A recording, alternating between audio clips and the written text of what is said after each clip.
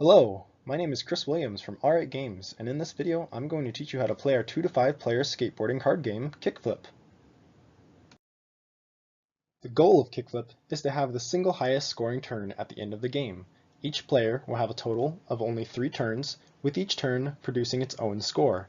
In the case of a tie, the tied player with the next highest score wins. In this example, purple and green are tied for 21, but purple's next highest score is 19, so purple would win the game. To set up, start by giving each player a skate deck mat and their 3 matching score tokens. Place the score track mat in the center of the table, and then shuffle the trick cards in a deck near the score track. Then deal each player 5 cards to their hand. At the end of each player's turn, they will draw back up to 5 cards. If the deck were to ever run out, simply reshuffle the discard pile. Decide the first player randomly and give them all 6 dice to form their dice pool. Turn order will move clockwise, with each player beginning their turn with all 6 dice in their dice pool. On your turn, you will start by choosing a trick card from your hand and placing it face up on the table. Then you must choose 1 to 3 dice from your dice pool to roll for that trick. The more dice that you roll, the better chance you will have to land your trick, but those dice cannot be used for the rest of your turn. Of the dice that you rolled, you must choose only one of them for your trick. This die must be a higher dice value than any of the previous trick cards on your skate deck mat. Place the trick card next to your skate deck so that the point value printed on the trick lines up with the dice value on your skate deck, which can be seen by the number of dots ranging from 1 to 6. If you are ever unable to choose a die because none of them are high enough, then the trick is failed. When you fail a trick, you must first discard the played trick card and then move all of the tricks currently on your skate deck down a space. If any had already been on the 1 dice space, then it would instead be discarded. You may also choose to voluntarily fail a trick by not choosing any of the rolled dice. Now, regardless of whether or not you landed your trick, you may choose to either end your turn or play another trick card. If you play another trick card, follow the same steps as before, but this time you may only use the dice that remain in your dice pool and have not yet been rolled. If you're out of dice, then you may not play another trick card. Once your turn is over, record your score, discard all of the played trick cards, draw back up to 5 cards, and pass the dice to your left. Before we move on to scoring, we should first talk about the mix-up pattern bonus. If the trick cards that you play follow the mix-up cycle, you will be allowed to re-roll any or all of the dice that you rolled for that trick. A trick card's type can be seen in the bottom left-hand corner of the card. The mix-up cycle follows the path of flip, grab, grind, repeat. The trick that you play will always follow the trick card that is currently highest on your skate deck based on its dice value in order to gain the bonus. This means that a failed trick has no effect on the mix-up cycle. For example, if the most recent landed trick on your skate deck is a grind and you play a flip trick, then you will be allowed to re-roll any or all of your dice 1 time.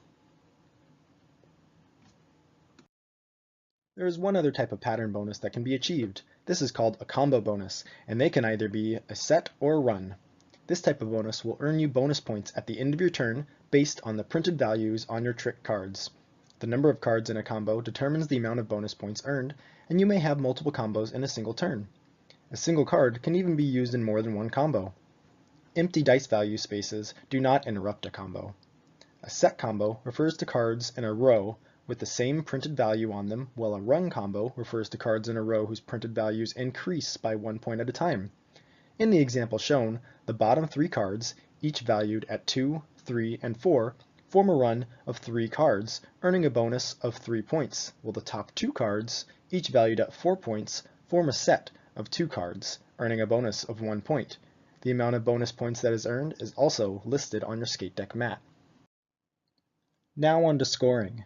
To determine your points for this turn, first add up all of the printed values on the landed tricks on your skate deck mat. Then, add any points earned by combo bonuses. And lastly, add or subtract any points from your skate deck for any dice value spaces that has a trick. In this example, the trick cards have a base printed value of 2 plus 3 plus 4 plus 4 to equal 13. They also form a 3-card run combo for an extra 3 points, and a 2-card set combo for an extra 1 point. Then, lastly, the skate deck subtracts 1, adds 0, adds 1, and then adds 2, and this all comes out to a grand total of 19 points.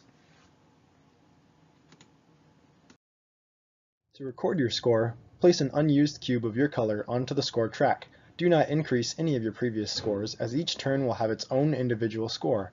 If there was already a cube on the space, then you can simply stack them on top of one another. Once each player has had 3 turns and thus scored 3 times, the game ends. The player with the single highest score wins. If there is a tie, then of the tied players, the one with the next highest score wins. In this example, the purple player would win the game. And that's how you play Kickflip. If you have any questions, be sure to ask by either sending us an email at allrightgamerchris@gmail.com or by visiting our Facebook or Twitter pages. If you would like to purchase Kickflip, it can be found at thegamecrafter.com/games/kickflip. You can also visit our website for even more information at allrightgames.com. Thank you so much for watching this tutorial, and I hope you enjoy playing Kickflip.